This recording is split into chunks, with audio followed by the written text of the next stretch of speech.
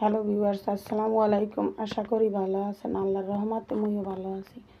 মায়া আইসে লেগে দে আমরা আনছে কানে এই আমরা কটা তোর লাগিয়ে আনছি ওটা তো সে আমরা আন মই কাঁচা চারটে খাইছি ছয়টা আবার মোর ডাইল দিলেন দেও খাইতে ইচ্ছে হচ্ছে কাটি কুটি লইছি লইয়ে আন মই ধুইতে লইয়ে যাই ভালো পাইলে পরিষ্কার করে ধুয়ে টুইয়ে এরপরে আপনি ডাইলের মধ্যে দিয়ে দেবেন। ডাইল টকবগাইয়ে ফোটার পরে আমরাগুলো দিয়ে দিছি। দিয়ে টিয়ে এখন এই যে লাড়াচাড়া দিয়ে সুন্দর পাইলে এবার দেখতে হবে আমরাটা সবুজ হয়েছে কিনে।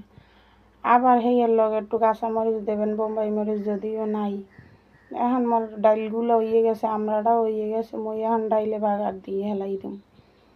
পেঁয়াজটা ভালোভাবে ভাজি যে এবার সুন্দরভাবে ডাইলে দিতে হইবে।